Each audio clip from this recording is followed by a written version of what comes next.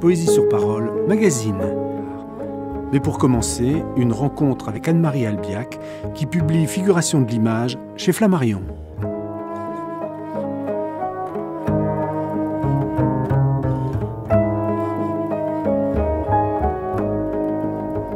Anne-Marie Albiac, vous avez publié plusieurs livres de poésie dont les titres sont devenus familiers. État au Mercure de France, Mezza Voce chez Flammarion, Figures vocatives chez Fourbi. Je cite précisément ces trois recueils puisqu'ils ont tous été réédités récemment. Aujourd'hui, vous publiez Figuration de l'image chez Flammarion, un ouvrage qui reprend entre autres trois publications séparées, Le chemin de l'ermitage, Travail vertical et blanc et L'excès cette mesure. Il me semble, Anne-Marie Albiac, que vous attachez une grande importance à la mise en page, ou peut-être il serait plus juste de dire à la mise en espace de vos textes. Dans ce livre, chaque poème, ou chaque suite de poèmes, s'imprime de manière spécifique. Au premier abord, on pourrait imaginer que c'est l'œil qui a décidé de cette mise en place, mais dès qu'on entreprend de lire les textes, soit à voix basse, soit à voix haute, on se persuade que c'est plutôt le souffle qui gouverne la mise en espace. Est-ce que je me trompe ? Non, c'est tout à fait la respiration corporelle, parce que le corps joue un rôle très important dans mes textes. Il est mis souvent en accusation, ou alors il est mis au premier plan, ou alors il est accusé. Comment cette respiration finit par s'imprimer avec des signes sur une page blanche ? Ça, c'est le sens d'un certain rythme, un rythme intérieur.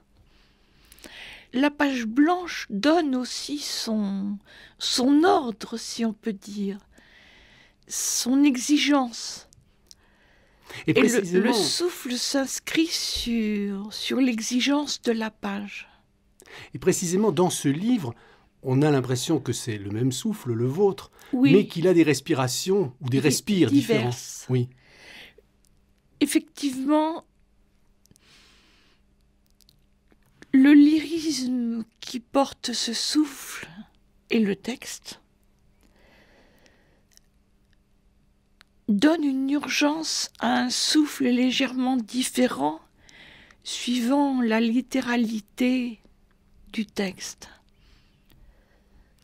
Et ça donne en impression, en typographie, oui, une imprégnation des pages tout à fait différente. À l'œil, tout de suite, on voit des densités et puis on voit des dispersions.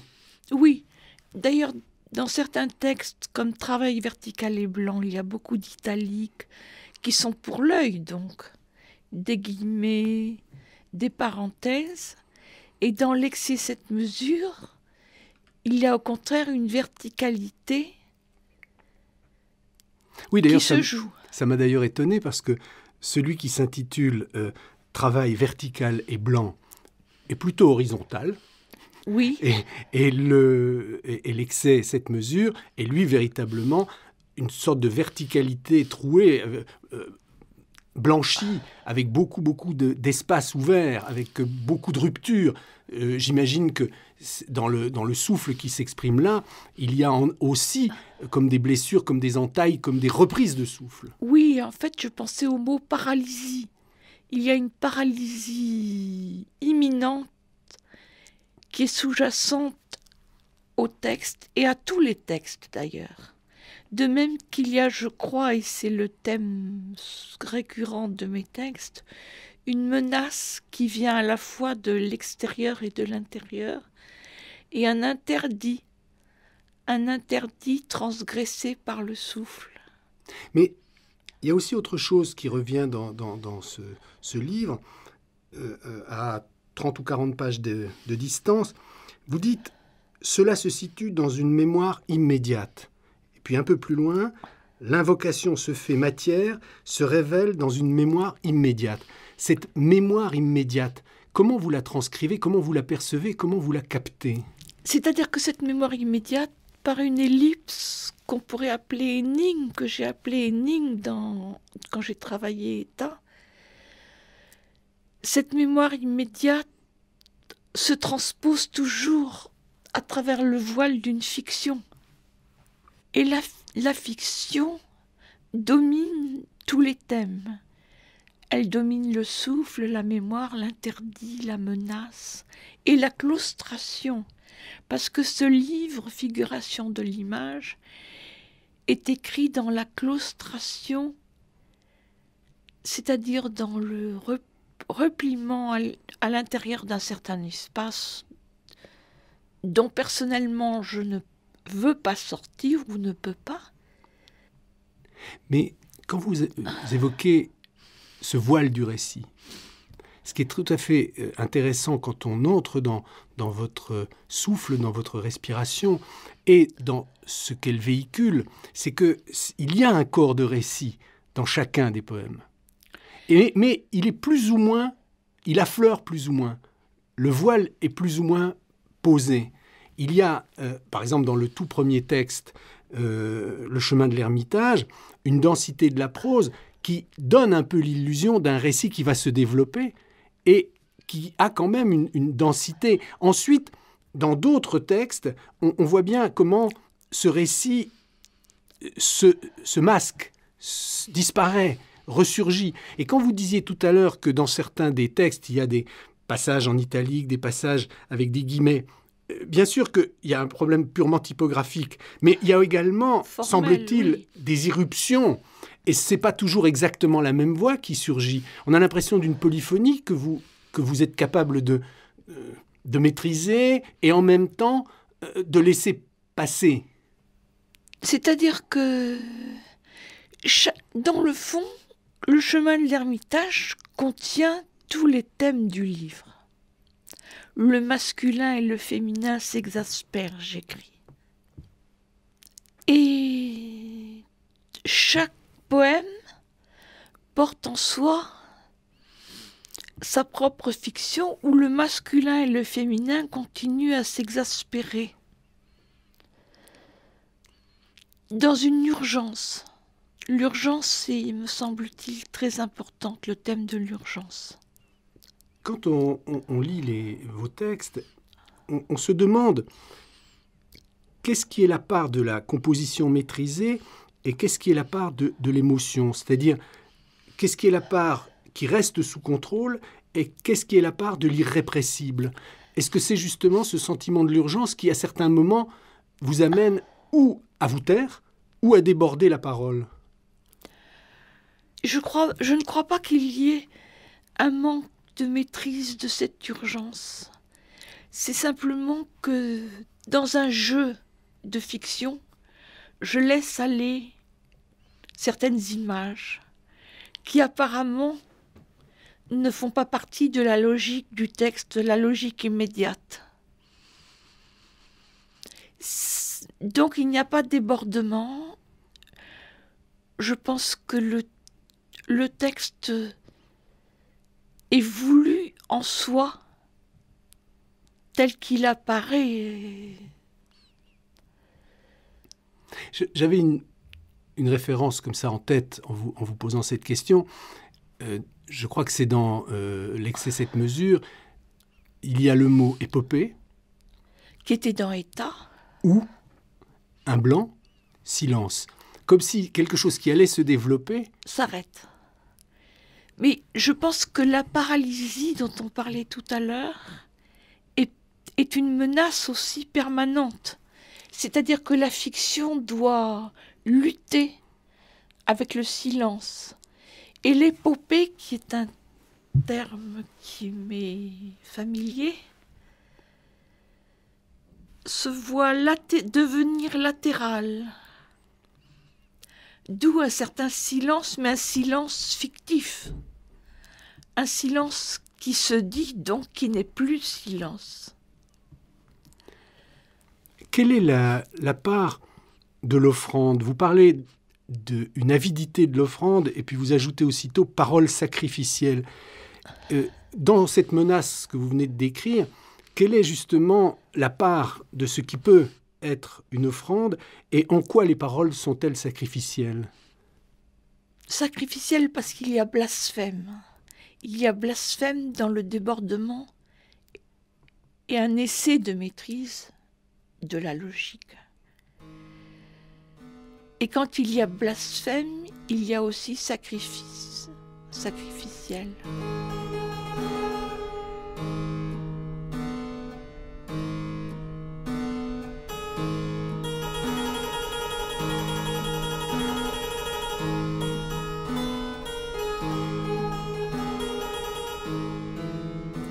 Incantation.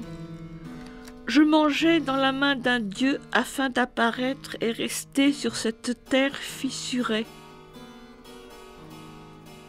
Elle imprègne mon visage, sa chevelure prise, et dans les veines un sang qui s'adonne venu d'ailleurs, second élément liquide. Insidieuse, elle dénie un parcours, graphismes et regards dans ce récit minutieux envers lequel il n'éprouve plus aucune crainte. La mémoire emprunte aux fleurs et aux bois cet art précis. De toutes parts surgissent les traits ou une voix proche de l'incantation. L'âme, dénuement obscur, elle s'absente dans la mutité, étrangère au point infime. Dans leur enfance, les poignets bleus, le lait des générations. L'immobilité s'astreint, elle déjoue une altérité, et le regard de l'autre se joint à cette élaboration. Au cours des années, les éléments d'un terme pervers. Telle recherche nudifie un temps indéterminé et altère une récidive, les gestes dorénavant. Une ombre noire laisse tomber un corps, chute répétitive dans l'opacité. Le froid s'empreint de celui qui dort, celui qui s'émeut me rend à la vie.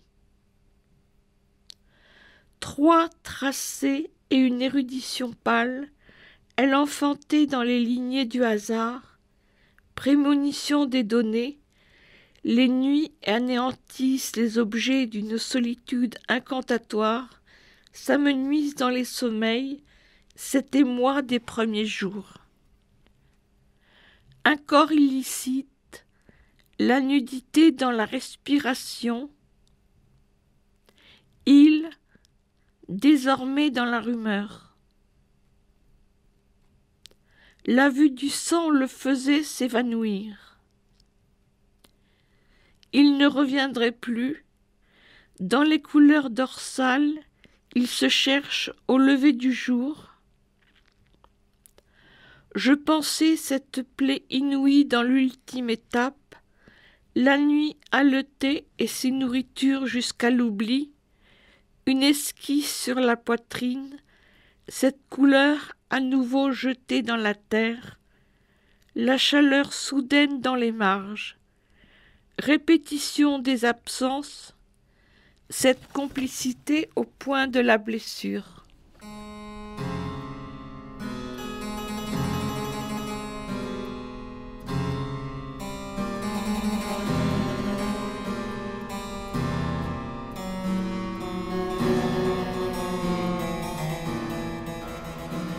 Comment peut-on concilier le travail d'écriture dont vous venez de rappeler la maîtrise nécessaire et l'élan de l'incantation, puisque à certains moments dans le texte, vous dites aussi une voix proche de l'incantation, et on le sent.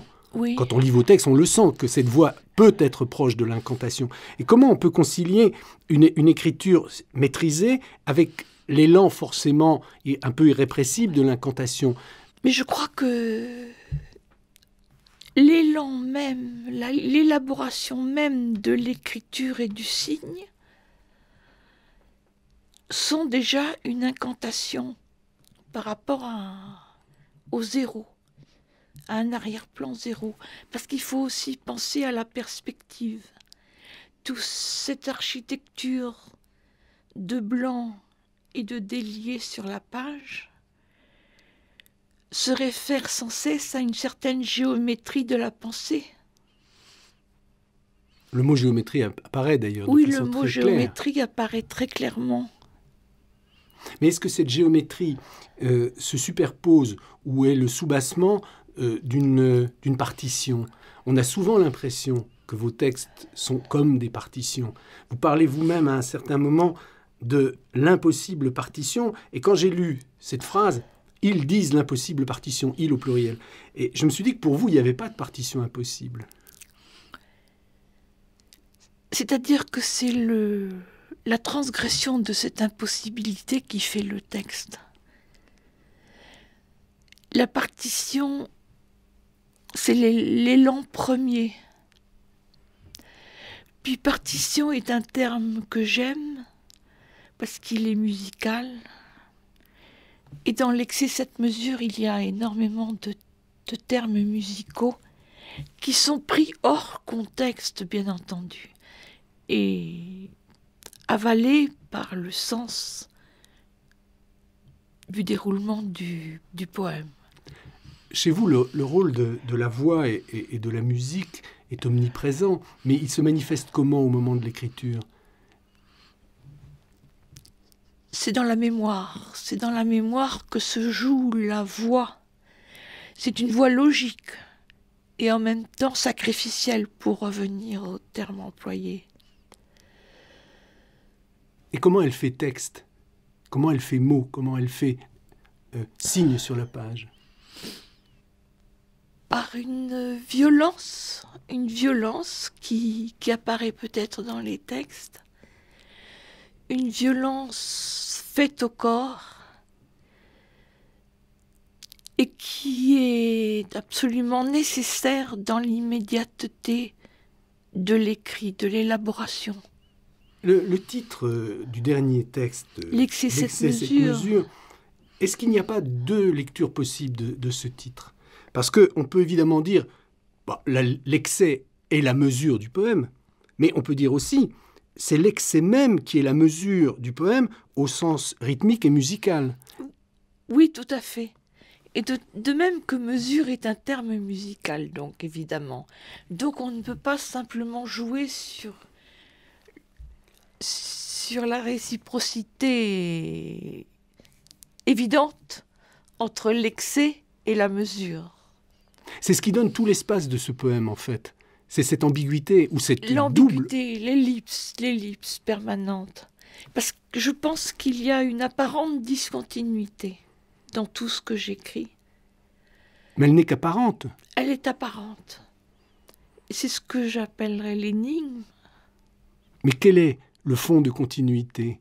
Quel est La continuité, c'est le souffle. Le souffle et aussi le travail de la mémoire sur le corps. La permanence, c'est le corps exposé dans le sommeil à des blessures infimes, donc. Ça, c'est presque ce que vous dites, mot à mot. Oui, mot à mot. La permanence, le sommeil est aussi un thème récurrent. Mais il y a des surgissements d'éveil dans tout ce livre. Ah, j'espère.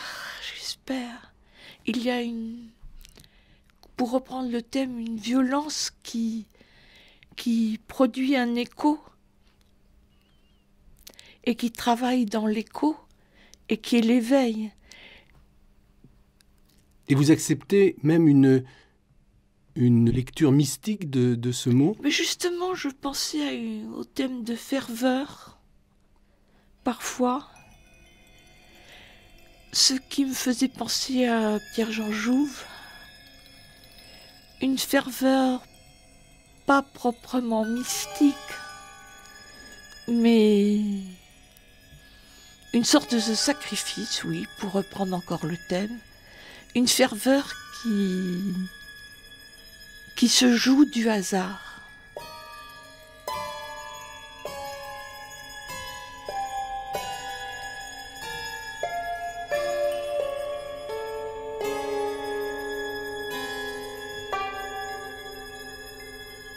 Blancheur et sédiment, la voix distincte, la voix mortelle parmi les sédiments, dans les interstices vocaux une rumeur persiste. Blancheur, et le roc maintient l'ascendance, la disponibilité de l'écrit. Ce qui se dédie a lieu, dans une déperdition du sol, la terre œuvre sur la page, s'élabore, se multiplie en une cécité seconde ou ternaire. Telle rectitude dans les éclats, plusieurs niveaux s'adonnent à une apparente répétition. Le minéral cerne une réplique de l'incertain, du il qui s'efface pour apparaître à nouveau. Une courbe saisit la parole acquise et réitère une absence corporelle. L'invocation se fait matière, se révèle dans une mémoire immédiate, épiant des formes lointaines, éblouissement circonscrit ou aléatoire de la récidive, et l'air s'irradie, bouche fermée.